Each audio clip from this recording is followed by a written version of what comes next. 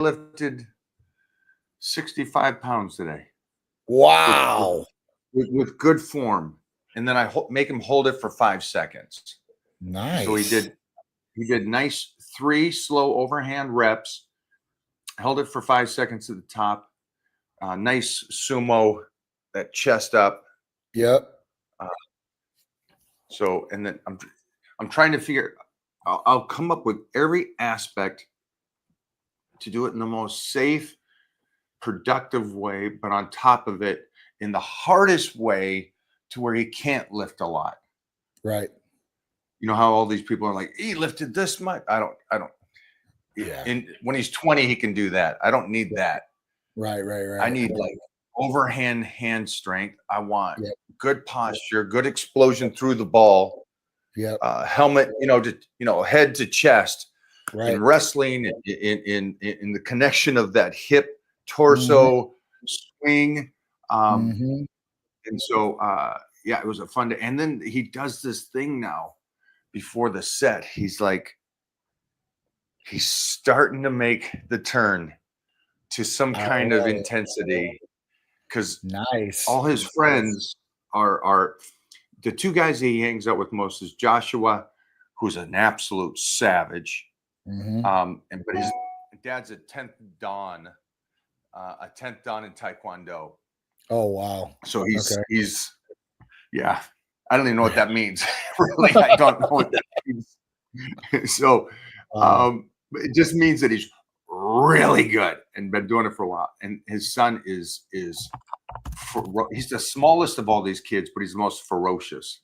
And then Titan Eastwood. He's pretty intense, man. He's the bully of the crew, which I love. Yeah. He does not like losing. That being said, that's awesome. That's my Titan workout this morning. My son's workout with us. He was in wrestling camp all week. How's Peter doing? He's doing good, man. He had a pitching lesson today. Peter's driving now, so he don't need me. So he's going there by himself, do his pitching lesson. I just seen him like probably 10 minutes ago. He just came home because I had him do some blood work today too. I didn't think about that. Yeah. I didn't think about the aspect. I know he got his car and he got his license and all that stuff. Yep. But you're not there. You guys talked about that? Yeah. Listen, when you're 16, you probably want to go everywhere without your parents. You know what I'm saying? So that's just a natural thing. Like I want him to naturally be independent too, as well. Right. Because that's the big thing. So, at that point, he went there, came back home. I see him. I had him go get blood, at Titan before he came home. So at that point, I'll have those results hopefully tomorrow in the next couple of days and be able to, at that point, see what's going on there for him. But yeah, school starts next week. Same for us.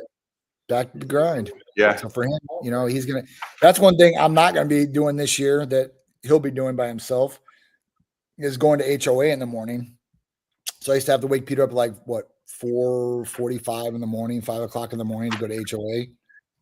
HOA means what? It's called House of Athlete. I'm sorry. HOA is House. It's this gym here that former Bucks player Yo Murphy has, and he has a deal with Peter's high school. And at that point, they go and they train there every morning for the first 3 months of school. And that's right before fall ball starts for baseball. So that means that all varsity, all junior JV will go to this place in the morning. They have to be there at a specific time. If not, they got to run all kinds of crazy shit afterwards. So they're all there on time, and they're training in the morning. So they train there for an hour, and then they go to school, they shower, and then they get ready for class. So I used to have to get up with them. I go, I get up in the morning, I drop them off, and then I usually go to the gym. So now I can sleep in just a little bit, maybe a half an hour more, and then get up and go to the gym by myself. But he's going to be doing that and driving every day. So that's one thing. So, I've gotten this alarm clock because he's horrible waking up. But this thing is super loud. You can hear this thing from half a mile away, man. It's crazy how loud it is. But I guess some people need that. So, yeah, I'm Does he have a whoop? Does he have a whoop or anything? Maybe I should get him one of those. So, I'm just thinking. For a parent I'm gonna you guys clip this because I think this is actually beneficial. Yep.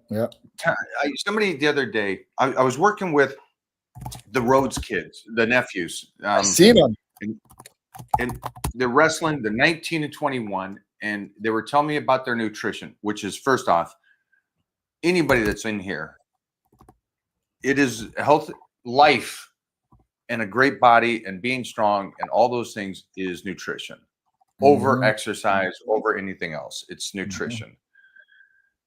But these kids are already at 19, 21, focused. They got their numbers, they got all that stuff. And the one thing I said to them, which I wish more people would talk about, more, I guess, more educated people in the sense of experience and book knowledge, because you only have the aspect of the book knowledge, but no experience.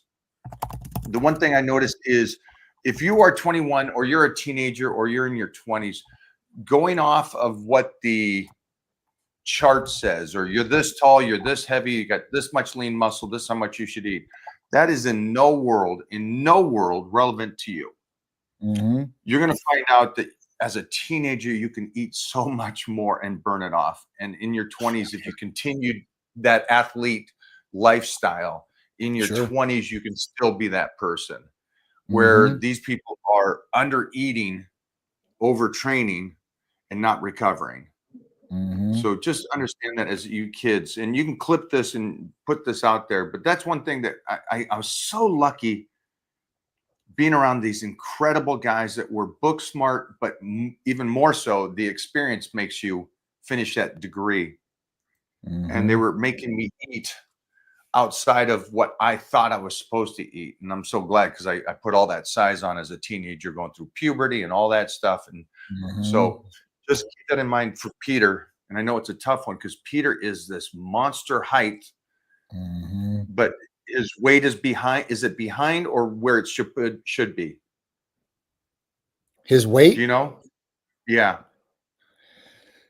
I mean, as a normal teenager, I think he's right where he needs to be. But like at that point, like for an athlete, like nowadays, like they want you to be bigger. The bigger you are, I'm not talking just size, like height. You see it with some of these guys that are going to like the NBA, like Cooper and like all these guys.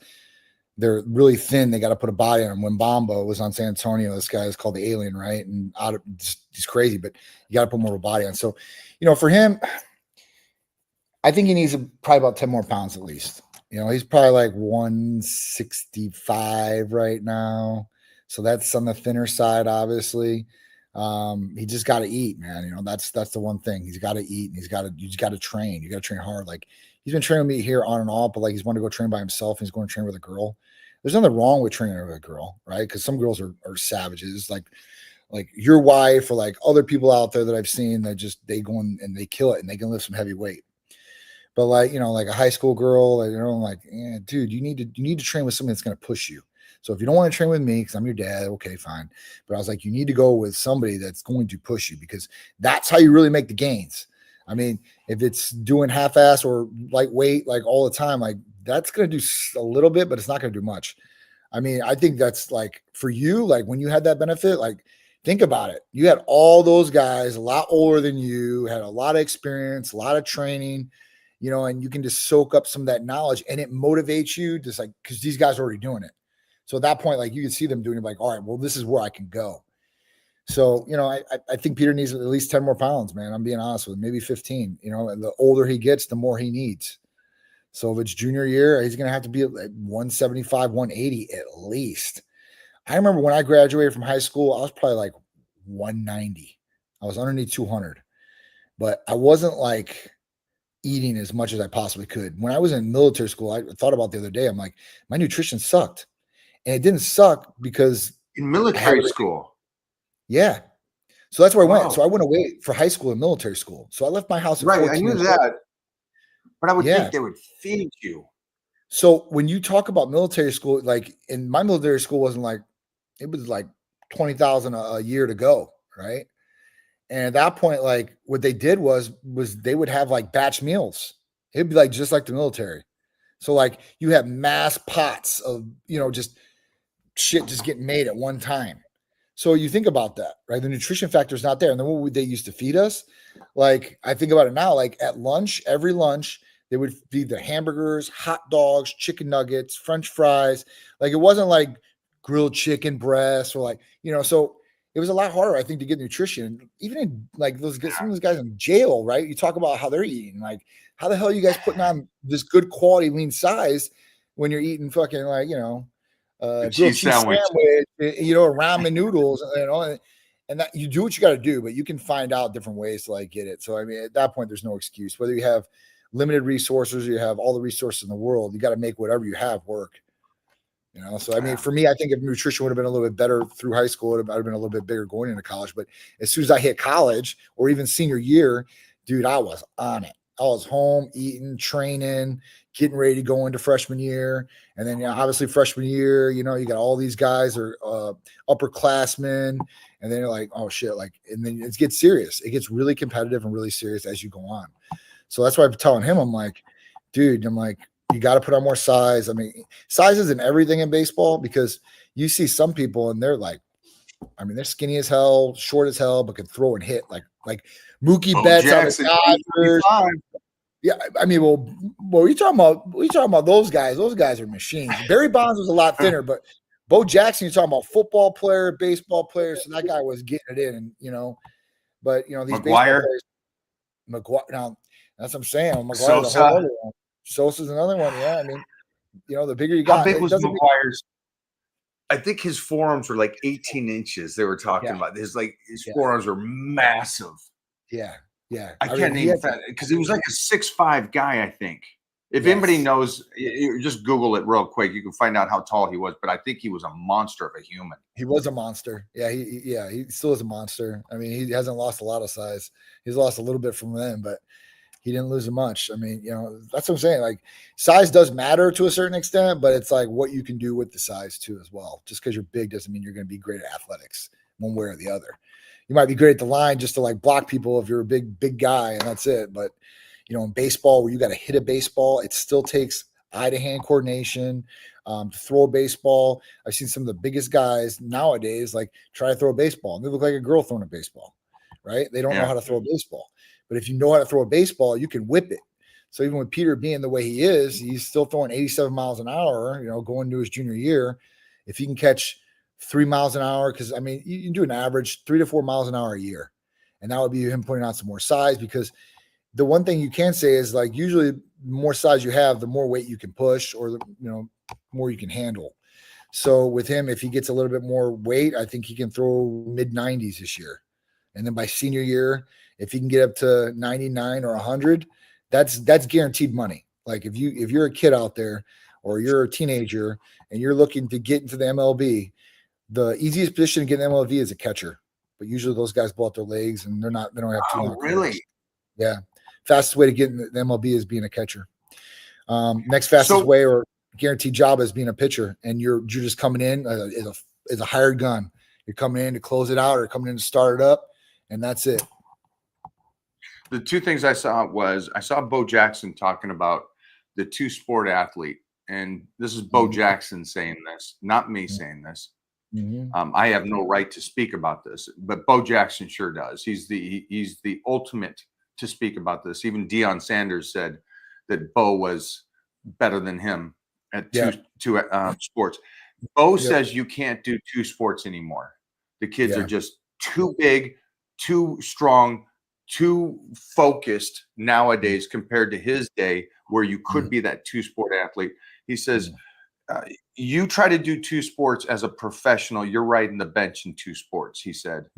Again, this is Bo Jackson saying this. And I love that knowledge coming from somebody that's not saying, he's not trying to downgrade it. He's actually giving props to the new generation of kids that are coming in focused so much. And like you and I have talked about this, there's a difference between being a big, strong guy and you can do an athletic sport. Right. But it doesn't matter if you're a big, strong guy and you've never done a skill sport. Those are two different worlds. And baseball is a skill sport. And so if you have muscle, size, and strength and the skill, wow. That's the combination. That's the formula. Tingles. Me too, That's bro. yeah. It's you guys got to understand. I was a powerhouse, and I could do any athletic sport there was. But Mhm, when I stepped into a skill sport like baseball, mhm. I go, ain't for me. Absolutely not. When I tried to hit those balls, or those balls were coming at me, I was like, Yeah, I'm out. I'm out. So, man, props to you guys and your parents out there. But I think the yeah. thing that Johnny and me are talking about is that his son, who just turned 16 just a bit Mhm. ago, has been all year long focusing on baseball, year in and Yeah, year. The whole time I've known you, I yeah. haven't seen this kid get much of an off season. You This don't have an this off whole season. time I've known your family, Yeah. it's like that's and he's got a great coach in front of him like you, trying to help Mhm. him guide him in the right way. So Right. props to you of being a dad. Thank you. Thank you. Yeah. Yeah, for him, there is no off season. I mean, down in Florida, like growing up, like up north was totally different. Florida. Like there's seasons. So you play different sports because you can't play the other sports outside. You're not playing basketball when it's snowing outside. Sorry. I mean, you could try, but it's not going to be not a good time. And the ball is going to be super flat. But or even, I mean, I guess football you could to a certain degree, but not even in the winter. What are you going to play in a blizzard? Oh, we So played up in the there, winter, dog. listen, we played in like October and all those years. Like, yeah, it would be really cold, really rainy. Snow would be coming down. Like, and sometimes those were the funnest games. You couldn't feel your hands, right? I mean, you're frozen out there and just hitting people. You And go then to the try like, sideline. They're like, you put gloves on? No, just let me just stay in this. yeah, I'm a dude. Washington State boy, and I knew you grew up in a cold area too. Yes, So yes. I played football going all the way up into military school. And the only reason I couldn't play in military school is we didn't have enough people for a football team there. So I learned a whole new sport of soccer, and I played it just like football, just like football. So I wasn't like the forward that was going to score. I was on the midfield. So if you were coming with the ball, I'm coming to slide tackle you and take you out as best as I possibly could. So that's what I would be going for, just to hit people, right, and just run them over. But I mean, listen, I think you get a benefit from playing multiple sports. I don't think you can do it professionally, but like you give your the arm a youngster. rest. If you're a baseball player and you're constantly throwing all year round, that's not going to be good, dude. You got to give your arm some rest. You got to. There's got to be some time off. There's got at least a month or two where you're giving it like total. So when you switch to these different sports, so like What age is before, that? What age are you speaking of? Do you think, as a father, what do you think is that you should do multiple sports as a child or a kid? immediately. I think when your kid is developing 6, 7, 8 years old, you need to get them into multiple sports. Why multiple sports? Because you know what you may have liked, your kid doesn't like, and they might like something different, right? And that's okay. Like you got to support them in what they want to do, but you got to give them the opportunity to play some of these different sports and see it. Listen, if they like it, be active doing it because if they can play multiple sports, like Peter, when he was that age, he was playing basketball, flag football, and baseball. So he was playing 3 sports as an 8-year-old kid. And he played that all the way up until probably like 12 or 13 years old. And at that point, like when he went to go out for the basketball team, his baseball coach told the basketball coach that he couldn't be on the team. And Peter was kind of upset about that, but then he just sucked it up. He's like, all right, I'm just going to concentrate on baseball. I'm like, all right, cool. But I think, those different sports can give you an advantage too. The reason I say this is like in football and basketball, conditioning is everything. You have to run, right? In baseball, like conditioning is not really a big thing because it's not that fast of a sport like that. Like, yeah, if you hit the ball and you run around the bases or you're running towards a ball, like that's the gist of it. Like otherwise, you're staying in position. If you're a pitcher, you're throwing, and that's it. There ain't gonna be no running for you. So, I think that you do get an advantage from other sports. It develops other muscles and helps with conditioning. So, to a certain extent, I think you should try those different sports or play those different sports as a kid just to get one, like, hey, listen, do I like this sport? Do I want to play this sport or no, I don't?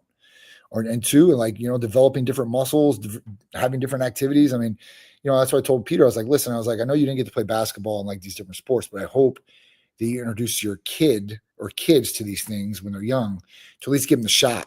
And then at that point, you can decide what you want to do. Like me, I was a baseball player. So when Peter turned 12 years old in the beginning, I couldn't coach him like during his younger years.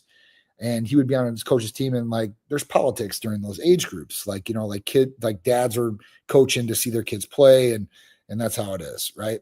I never want to be one of those dads in the beginning. Like I just didn't want to do that. Like, oh, my kid's playing because I'm the coach. But after he was like 12 years old, he told me, he's like, listen, I want to play baseball no more. I'm like, what? Like, you don't play baseball no more? What are you talking about? He's like, I just don't like the sport. I'm just going to focus on basketball and stuff like that. And I was like, listen, let me coach 1 year with you. I was like, if you don't like it, you can just tell me to go kick rocks and you can do whatever you want to do. But after I did that, I developed him more. I mean, it is what it is. I mean, Peter really broke out. He never played catcher before. He was the all-star catcher of the league, hit 5 home runs, 6 home runs, I think, all the way through. So at that point, then he got really into it, and that was over with. I never have to hear that statement again, but you got to support your kids and you got to be there. And if you need to coach your kids in a sport to try to give them a shot, then great. But be even with all the other kids, because other parents have kids there too. And that was one thing when I did coach. I coached him when he was younger. I coached basketball for him, flag football, but I always, put in my head, there's other kids out here that need the time too, as well. And I would never put Peter in front of everybody like that. That was one thing. And usually people do, but at that point, I wanted everybody to have a fair shot. So there's a couple things you said here, and I just want everybody else to hear this. We're speaking about being a father, and we're speaking about your kids doing sports. And now Johnny said that he recommends that you put your kids, mostly when they're really young, in all types of sports. Yeah. Now, what's funny is this is actually an echo of one of the top, I guess they're a scout for the Olympics on future Olympic athletes. And the scout said, do not put this kid in one sport, put him in multiple sports. And he also went above and beyond that and said, not only put him in numerous sports, but also there is no phenomenon.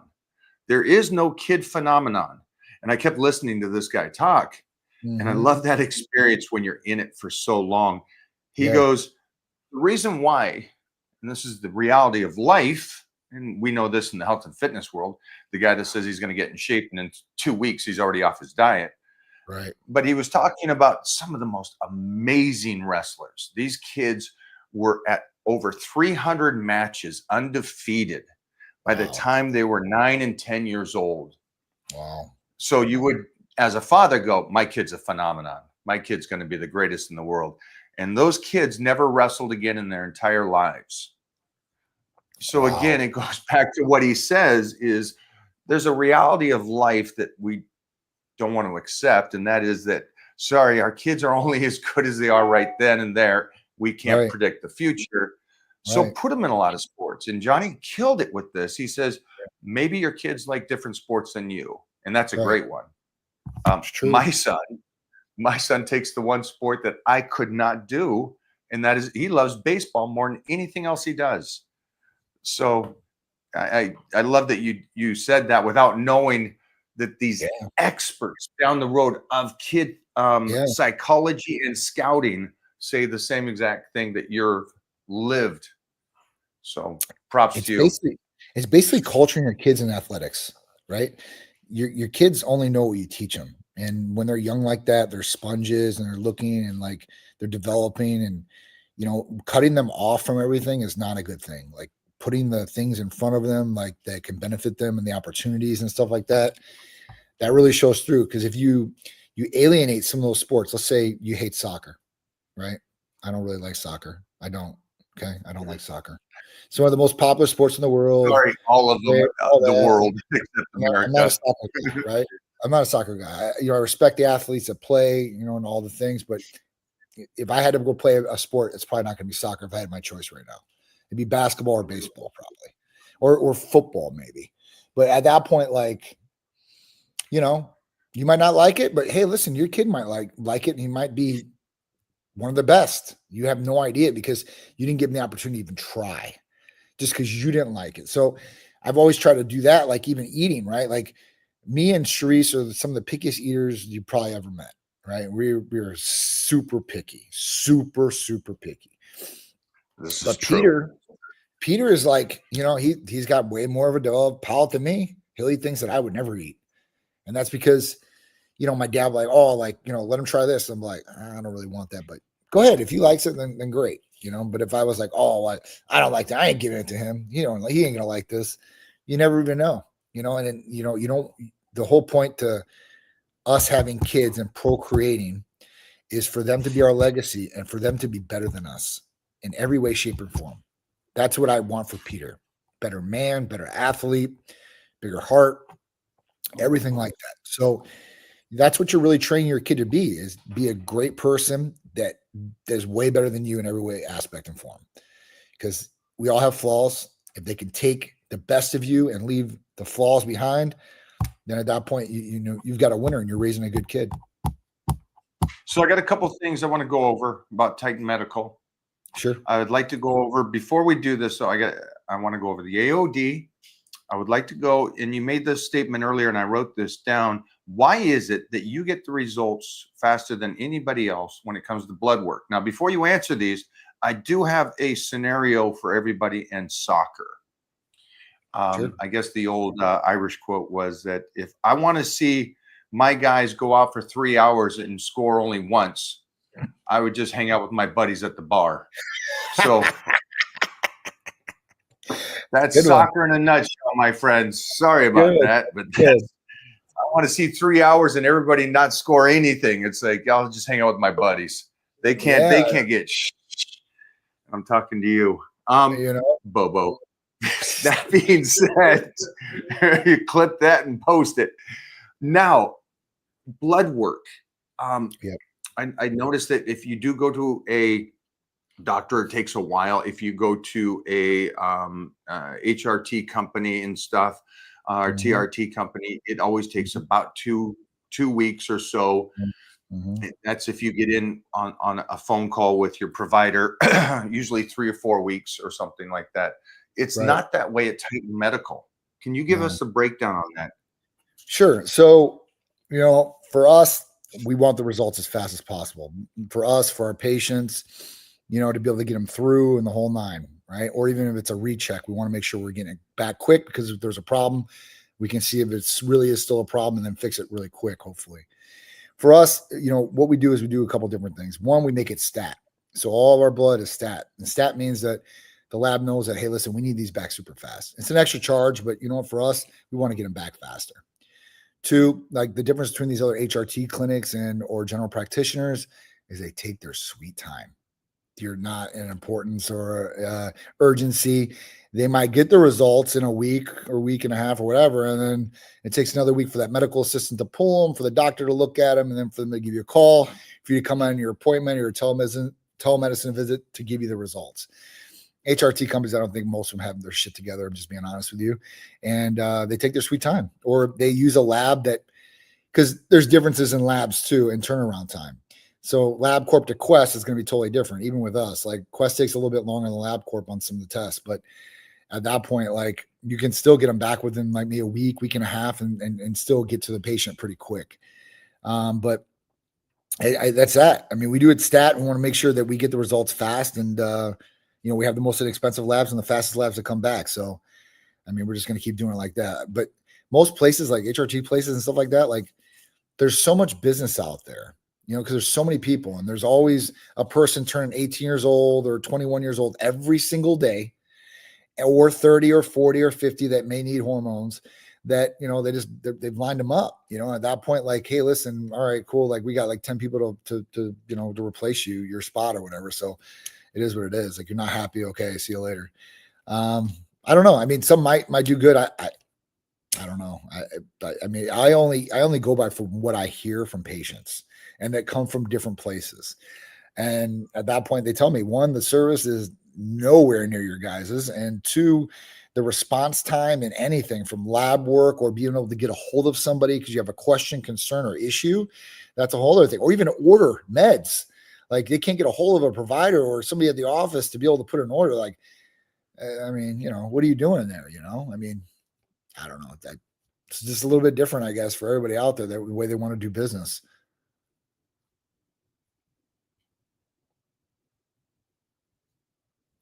We could definitely show a bicep. But I got a question here for you, Johnny. Let's have you answer. What did you take away from Magazine Dreams real quick? That wasn't the question, but I think we talked about this before, but like in that movie, like it shows like true dedication, like zoned in, that's how Jonathan Major's character was. He really wanted to be in the bodybuilding world and he really wanted to go do Mr. O. And that's all he focused on. Even when he was on the date with the girl, he was talking about Mr. O and some of these different things. And she was just totally lost about what it was. But he was so zoned in for what he wanted to do.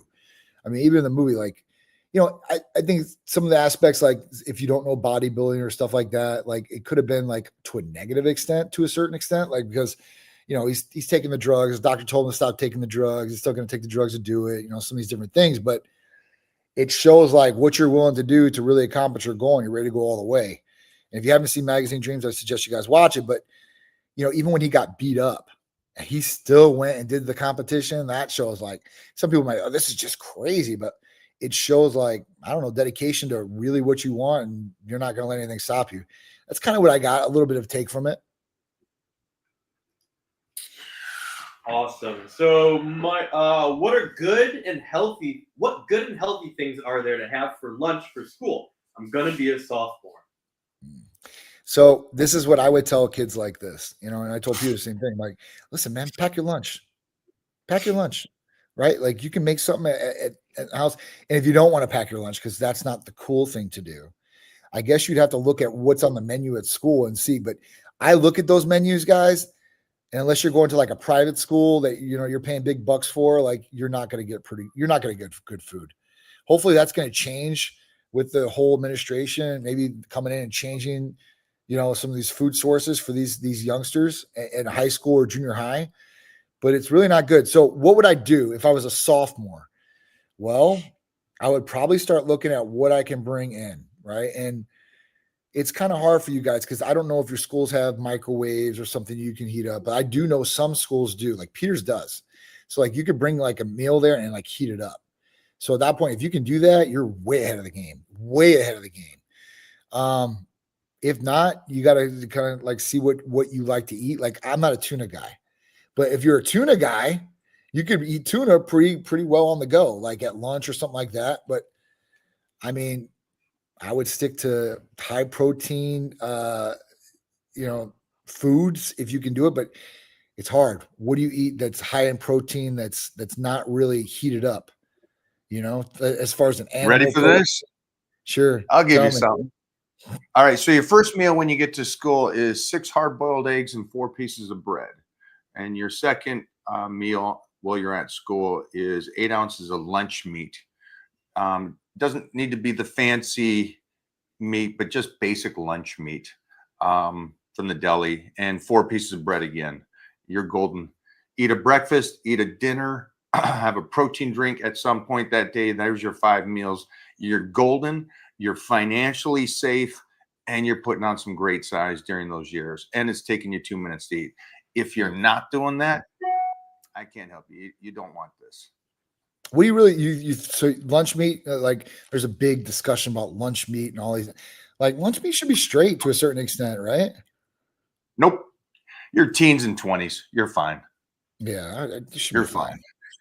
I mean, that's the one good thing about being that young. Usually, you can eat pretty good, like really good. You can devour that stuff. You're going to get the one side. You'll get the one side going, oh no, it's got to be organic, grass fed, and all this. Relax, sweetheart. You already look frail, and you're telling us how to do diet. Stop. It's called an immune system. People, relax, build it.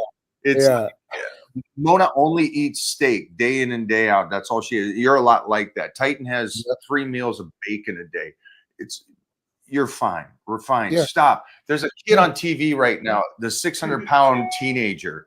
It's like your bodies are capable of doing a lot of shit. And that's the extreme ugly side of it, where the parents should be arrested for child abuse. But again, at the same time, the kid's moving and grooving and going through life at 600 pounds, which is absolutely disgusting. And so it's the kid's got to eat this. And I have friends remember, I'm in Hollywood here, so I I got know. a lot of friends that are the parents that go, we only eat this. We don't do soda. It's like, great. I see you and I see what you're doing. Yeah. So relax a little, folks. Relax a little bit. We were just talking about this. What allows you to put organic on a label relative to what people think it is. It's a mind-blowing scam. Which is awesome because I didn't fall into it. It's like the COVID thing. It's the mask thing. It's a scam tenfold. And so many people will just go, stand in line.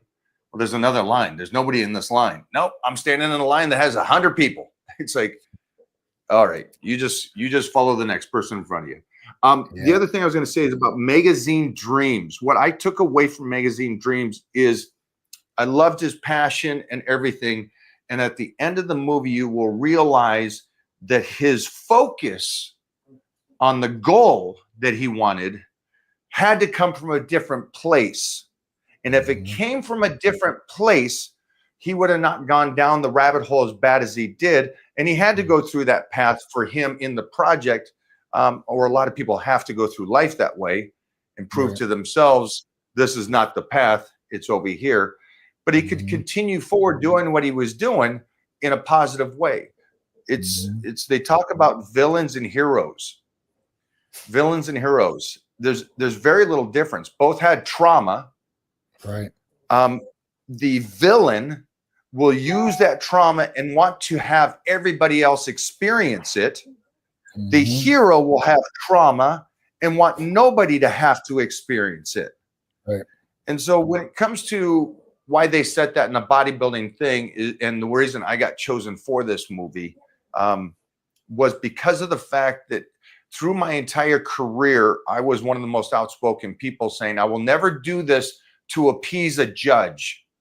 I will never do this to win a title if I couldn't win the title with how I wanted my art piece, body. Where others were willing to do whatever it took to win the title to appease the judges and fans. Art has to come from you. The fans are the last thing on that list. You do not care about the fans if you are doing true art. The art is your passion of what you love. Now, if that makes somebody motivated, happy, or lives with it and goes, this is cool, then that's okay. You're not making art for others. You're making it for yourself. And that's the body. The body is art. And that's when Magazine Dreams, and why I love the movie so much, is because at the end of the movie, he realizes it's got to be about him, not chasing me. And the chasing of me is what led him down the fame and the money and all of that ugliness led him down the wrong road. Hi, doggy. I've got all of them over here. I'll stay hitting that shit. I'll hit that shit. I'll go to old Larry Scott. Look at us. Oh, you hit that, Johnny? He's getting it right now. He's shooting it off there. Whoa. Oh, you ain't getting that. You ain't getting. Oh, good, Nothing. I'm just saying. When Mama comes in and outshines. Unbelievable. So thank you for the question about Magazine Dreams. Johnny, talk to, and Mona. Yes. AOD is back. Can you talk about this? God. Yeah, so I know, guys, it's just, it's a whirlwind. And like I said, it's like the Wild Wild West still in my business, in this industry. And the thing is just all over the place. Thank God the new administration's in. I think that's why some of these things are starting to come back. I think that RFK and the administration like peptides and different things as far as that goes. So AOD is officially back at Titan Medical Center, injectable. It will come reconstituted. Huh? I'm just happy. Yeah, so AOD comes back, and the good thing about AOD this time that's coming back, and I'm not guaranteeing it for forever, but it's going to be back for a long time, I think. And not only is it back, but now it's almost like double the dose in what you get, same amount of money. Baby. So at that point, we can help people even more, right? You should be able to get better weight loss traction with this AOD, going from a 6 milligram dose of medication to a 10 milligram dose of medication in total. So you're almost getting double the medication, the exact same cost. It's a win-win scenario. I don't know how many people still call us today about, hey, listen, it's AOD back. That's one of my favorites. I know it's one of Mike's favorites. And anybody else that uses AOD is going to love it. The best thing about AOD is that AOD hardly doesn't have any counterindications. It doesn't not go along with anything. So that's the best thing about AOD. And AOD works in two different ways. It helps from storing fat in the body and utilizes the nutrients that are coming in to burn as energy. So it's super cool. Help you lose weight, lean up. You can use this with any other therapy that we have, oral, injectable, whatever you want. Super cool to do. So I'm happy it's back. And, we got some other things hopefully they're coming back too as well. And then some more things too that are new. So I'm definitely happy about that. All right. Go for it, Jim. I'm going to try BPC 157 injections for rotator cuff healing. I have heard I would need to inject once a day for 30 days. My question is, what dose and what do I mix the compound with? So if you're looking if you were told to do this, why didn't that individual, the doctor that you spoke to, tell you what the dosage and everything? Right. It's an off the wall question just because you got told to do this. And it seems like, yes, that is, which I agree with. Yeah. But was this just a recommendation for the gym or something? And that's the thing. Like, your buddy recommends a peptide site. You look at a peptide site, whatever it is, you're thinking, I'm going to order from this peptide site. It says it's third party tested. That's great. Now you've ordered BPC off the site. You got it in your hands. What do you do with it? Just like he's asking, what do I do with it? Well, you can't call them up and be like, hey, how should I dilute this? How should I inject this? Because now they're giving you medical advice on how to do these things. And with the illegal compounds coming from these illegal research and chemical sites or gray area sites, it says for non-human consumption. So for them to insinuate to even take it is illegal. But then for them to verify on the phone, that's why most of them probably don't get on the phone, because you got regulators probably calling just to, shadow, as a customer. And if they hear that shit, they're coming after you. They're going to shut you down. So, this is my recommendation for everybody out there. Don't use these research chemical sites. I'm telling you guys. You guys think, oh, this is great. My buddy's been using this. I've used this. I'm telling you guys, it's playing Russian roulette.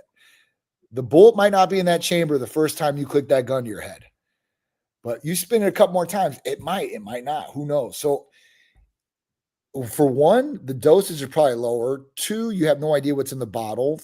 Three, you're injecting yourself. So at that point, I would go with a medical provider that knows what they're doing. At that point, they're going to be able to service you and give you the information and knowledge you need. So if you call and say, listen, how much is going to be in this dose I'm injecting? How should I reconstitute this? Well, one, you'll get that on the directions on your vial from the pharmacy. Two, we'll go over that with you and be able to give you the medical advice and support that you need to really get the result that you want. And if it's healing your rotator cuff, you probably come to us and be like, listen, we would probably recommend BPC and TB500. If you really want to go crazy, maybe some IGF-1. At that point, you're giving your body the best chance to be able to heal that the most natural way possible. Yeah, go for it. All right. Can you fix bad bicep genetics? I'm a tall guy and have very short biceps, high insertion points, doesn't look good. So this is where I would go with Hercules Potion, really connecting mind and muscle connection, because you can build big biceps, even with short biceps and you're real tall. I mean, think about all the different body sizes that you've seen in bodybuilding and some of these guys and what they look like. I don't care if they're 5'6", short and stumpy, or they're 6'4", 340 pounds, who is one of our new athletes now. That's what his size is, Mike. I just got a guy. Big? So he's 6'10", 340 pounds. Jacked. Yeah, I believe it. I think you know who he is. Lucas Lunston. Name? Lucas. I know Lunston. Lucas. Yeah, so Yeah, we filmed with Lucas. He's great. Yeah, Lucas is great. Real good guy. We trained with him all the time. Very nice. Like, comes to the Olympia, come to a booth like last year. Like, really good guy. He's always wanted to work with Titan. So at that point, we've had discussions, but it fell off, right? Like, he's probably got busy. I got busy, and I only spend so much time on that because I'm focused on the goal, right? Like if you want to come on the team, great. I'll have some discussions, but it's not going to take all my time. But he wrote me. He's like, listen, I'm living in Miami now. I'm like, awesome. So he's like, yeah, he's like, I'm going to do a competition and stuff like that. And I was like, dude, I got you. So he's like, dude, I'd love to be a part of Team Titan and stuff like that. I'm like, dude, let's do it. So at that point, like he's going to come on and I can't wait because he's already got the foundation and everything. And at that point, like just dialing him in for this it's going to be fun. It's going to be fun. I love it. I love it. He's he's one of the nice. He was actually, I don't know if you ever saw Divinity, but the movie Divinity I did. He's in there for a moment. They tried the last minute, they turned that thing sideways again, and in comes Lucas. So great guy. Yeah, good dude. So, happy about that. But like the point of that is like whatever size you are, you can change how you look to a certain extent, right? I mean, you work with what you got, but you can always progress and shape up what you got too as well. I've never seen a bad bicep, so I don't know his terminology of I've never seen anybody with a bad bicep. Short, long, down. It's all interesting and different, and it's your bicep. It's a great muscle. The only thing you can have bad things is your calves, or a waistline. A waistline could be pretty bad. Yeah, too thick of a waistline. But again, if you're toned, then you did the best with your genetics. Yeah. But there's body parts that I haven't seen a bad bicep. So keep going, my friend. And at the time, like you said, go for it. Hematocrit, best way to lower level in addition to blood donation. I can't get mine to be a good level. Tinker, why? I gotta ask why.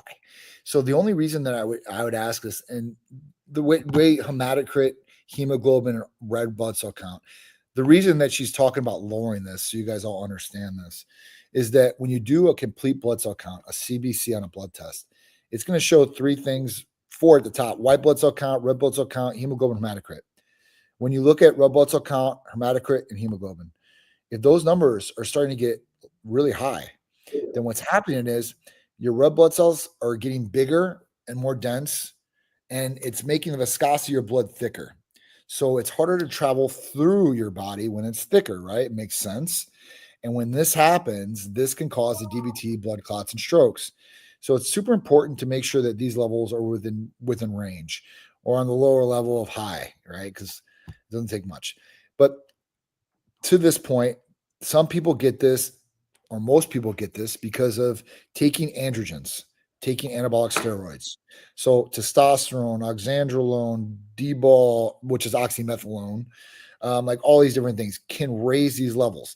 Some of these drugs like oxymethylone, which is D-bol, is made to raise these on purpose because it's made for females that have anemia. Okay. So if you have anemia, these things are all going to be low because you're missing blood and it's not good. But when they're high like this, the best thing to do is blood donation. If you can't get it done with a blood donation, the best thing you to do is you call the medical provider that's giving you these things. So if you're on testosterone through Titan Medical Center and we do a blood test 6 months and we see these 3 things that are high, what we're going to do is we're going to send you in for a blood donation. If that's not going to work, then at that point we will sign a therapeutic phlebotomy.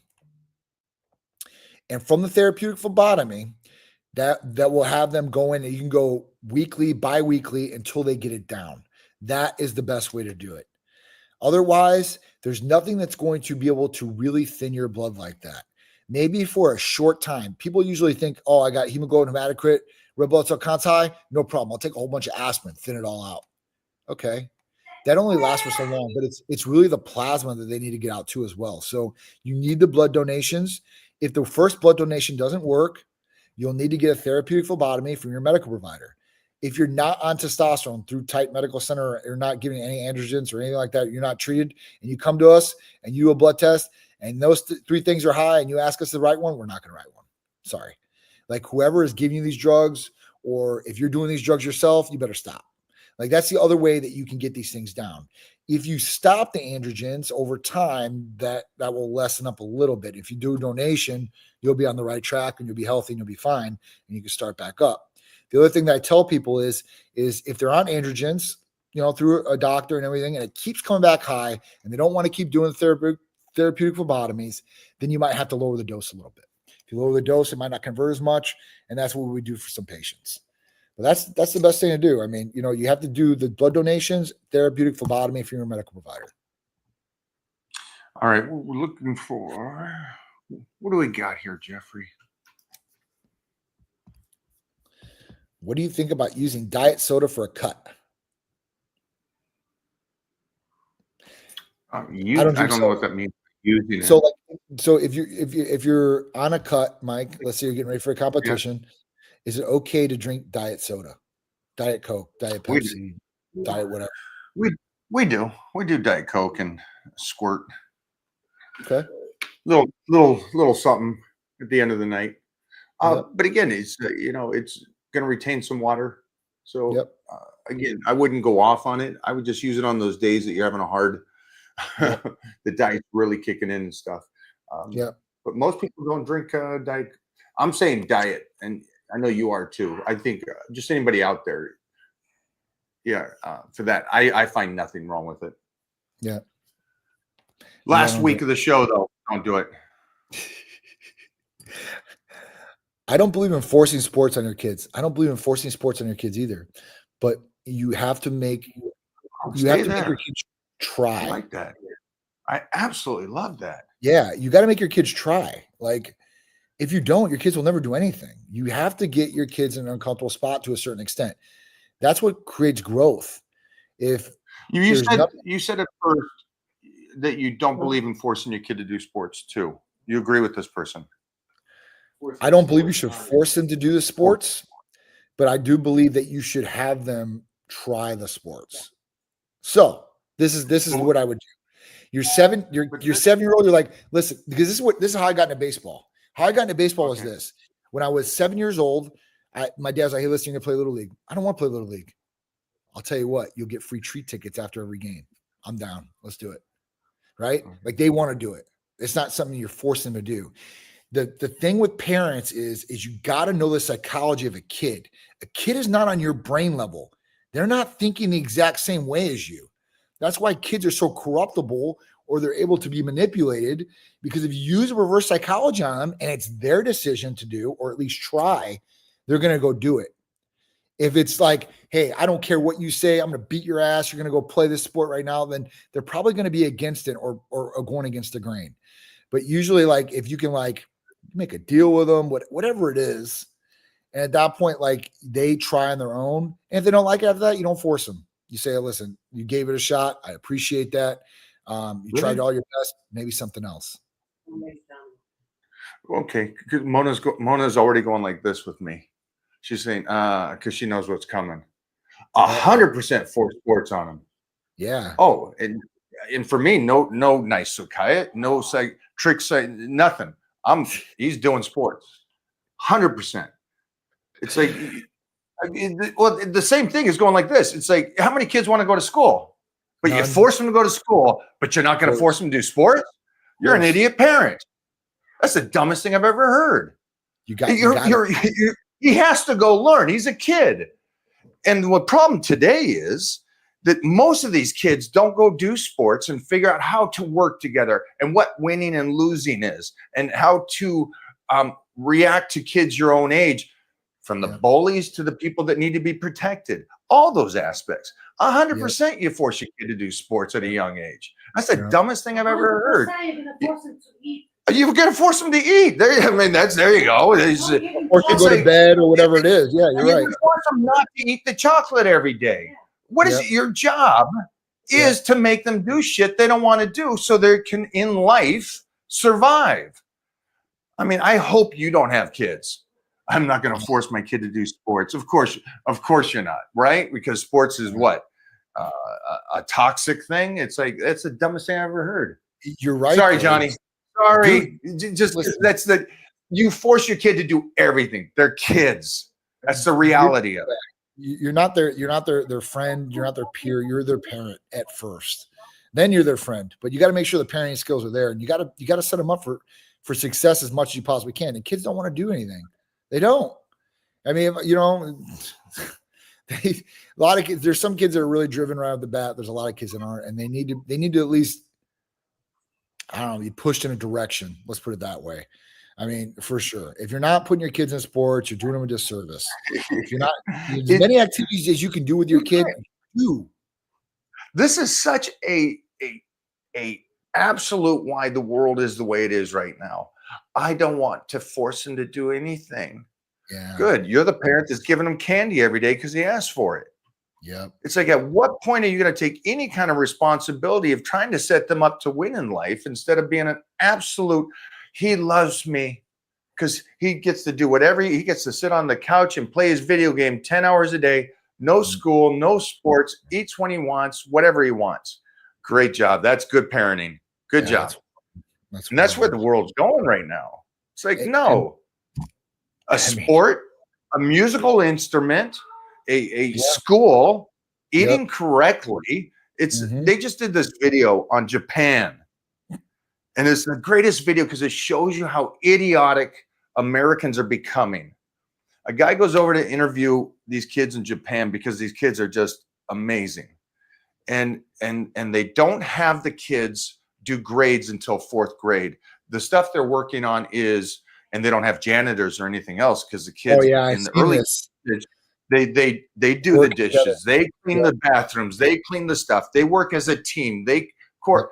And then they go, and the guy asks them, what foods do you like? And the kids are like, well, we like rice, we like broccoli, and so they like seaweed.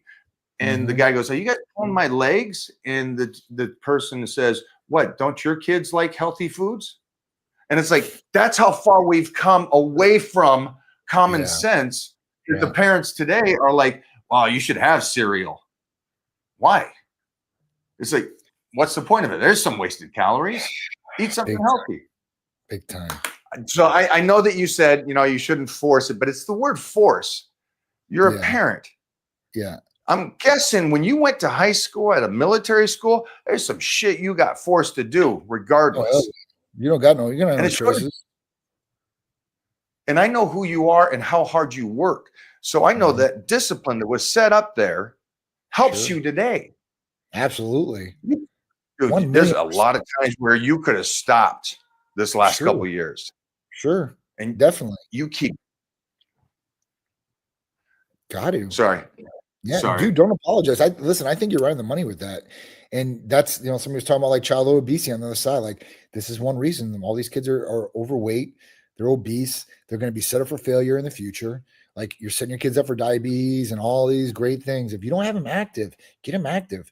At that point, like even if you don't like sports, like throw them in sports. Like, and that could be a bonding thing between you and your kid too, as well, that people miss out on. Like, there's a lot of things that go into it. So teamwork, like competition, like, cause that's what life is. Life is like, it's crazy, right? You think it's one way, but it's really not. As you're a kid, you don't see all the bad things in the world, but as you grow up, you do. And then you start realizing, man, this is a hard world to live in, and people are not nice. Most people don't do the right thing anymore. So at that point, like, you got to teach them to be able to survive in this world, because if they go into it blindsided or ignorant on things, at that point, they're going to be set up for failure like you guys would not believe. And then that's going to reflect back on you, and you're going to be taking care of your kid when he's 40 years old because he's living in the house right next to you. I got a guy that I grew up with. Go ahead. You just said something, and this is for this person here. It's like, schooling is, you're sitting and you're learning things with your brain. You still got to function. Your body is your temple. And all these people that say, I don't force him to do sports because he's not going to be an athlete. It has nothing to do with that. It has to do with discipline, exercise, moving, understand how your body functions. There's a whole facet of things that you guys are so idiotic to, that you're so like blinded to, that sports is only for you to be a pro. Oh, congratulations. So your kid's going to be a genius. Every kid that goes to school is going to be a genius and create rockets. It's not how it works. You're getting their bodies to move and think in a different way than they do when they sit and read. It's like there's such a bigger facet to this. It's vital. It's vital for their development all the way around. I know this didn't help this individual, but Jeff clicked it on the thing, and it's just like, what's your weigh-in on this, Jeffrey? Come on, man. What's your thought as you're coming into this world, my man? Yeah, make the kids do it. What are you gonna say there? What are you gonna say, Jeff? Yeah, of course. Otherwise, you're gonna be playing Fortnite all day. Yeah, I mean, and then what's that? The one thing that I could say that's changed since we were kids is now, a sport is gaming. That's a sport. Like for real, like you guys are like. Do you know how many of them work out? None. A lot of the top guys. No, a lot of the top guys work out. Really? We had these kids. We just teamed up with number 1 and number 2. Both are avid workout guys. And we just teamed up with is he number 1 or number 2 in the world? Which one? The Spanish kid. Oh, him. He's the number 1. Yeah, in the world. In the world, he's the number 1. Wow. And again, it's like belt squats. So those guys they realize too, and a lot of them talked about it, is like, we sit here so long just doing gaming and drinking these energy drinks that we have to go work out. So again, guys, open up your minds, man. You're a parent for a reason. Absolutely. This one's not. It's a responsibility.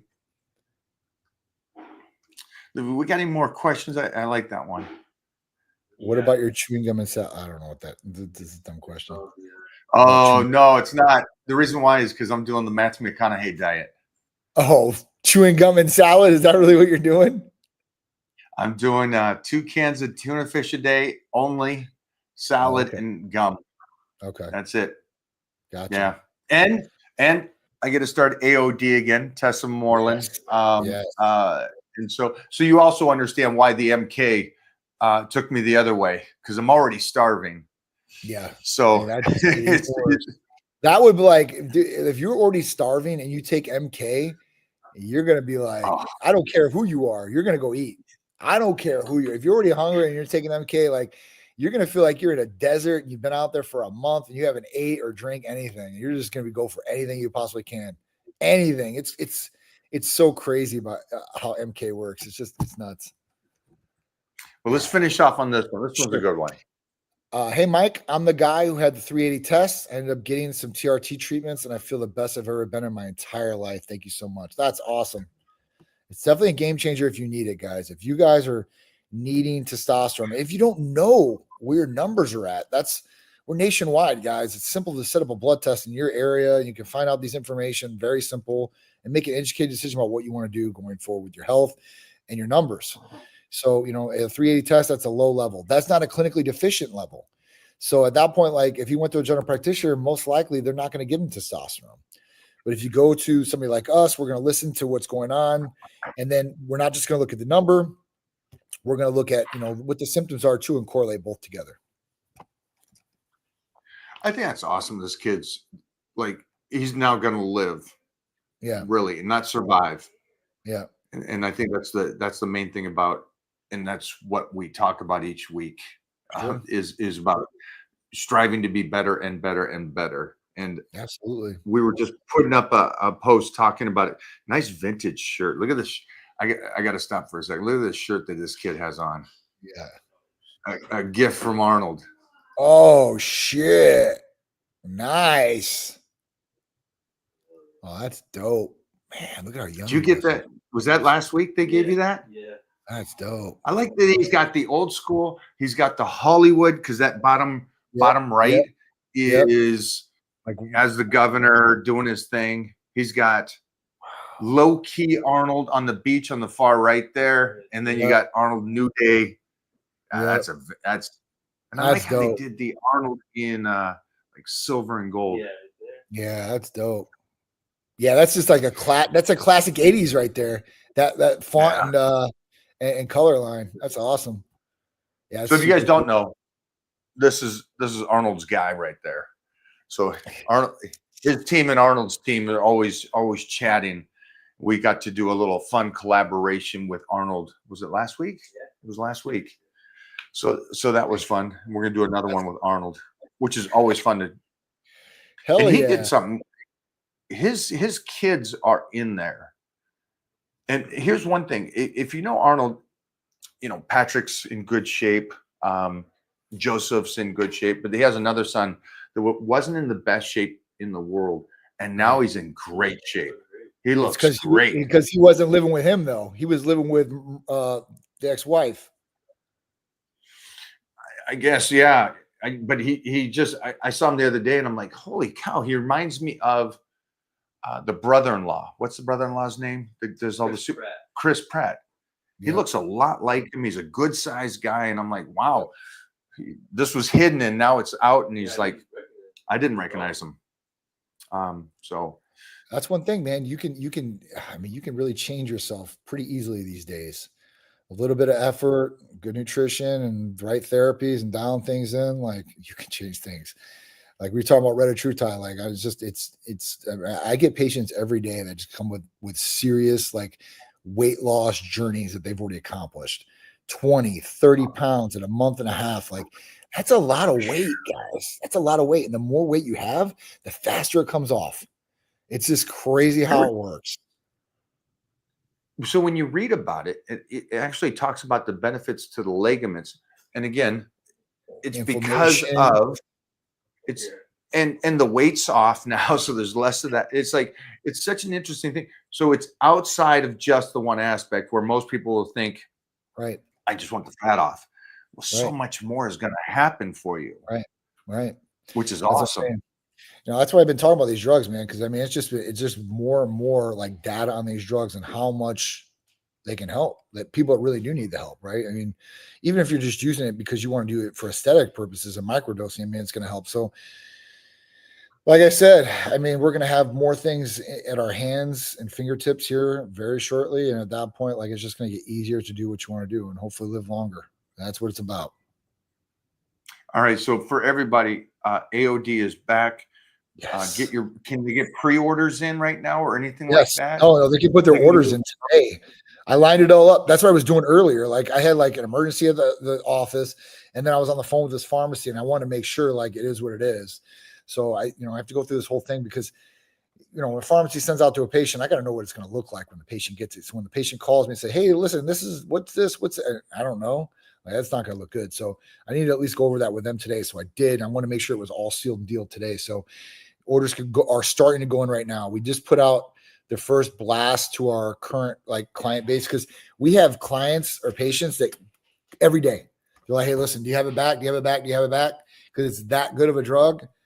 And at that point, there's no counterindications. It's not a stimulant. Like it's right up their alley. So yeah, I'm that way with copper. I'm like, see if they can get copper too. But Mona, in the meantime, 5 bottles, AOD, order it today. Give them the card. Let's go. Johnny, thanks for hanging, brother. I appreciate it. Thank you guys, man. Thank you guys so much, man. I appreciate you guys. Hope you guys have a great rest of your Friday. No, we're going to get crazy. They're home first day. They were in wrestling camp all week. So he came in like an old. Oh, yeah. Nice little Taekwondo today. He came home the other day and it made me laugh my ass off. He walks in, he goes, Dad, my back is killing me, my hips. He said it like an old man.